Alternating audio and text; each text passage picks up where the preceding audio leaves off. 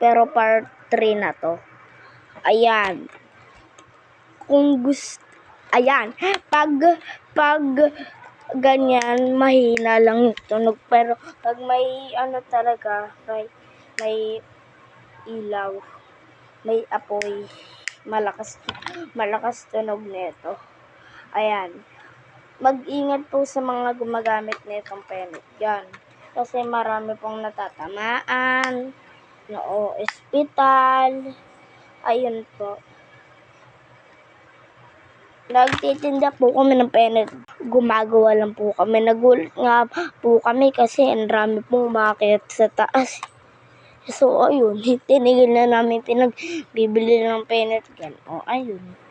O, akin na lang yung isang penet gun kasi maingat ako bumaril. Hindi yung cellphone babarilin ko guys, mababasag. O, diba guys?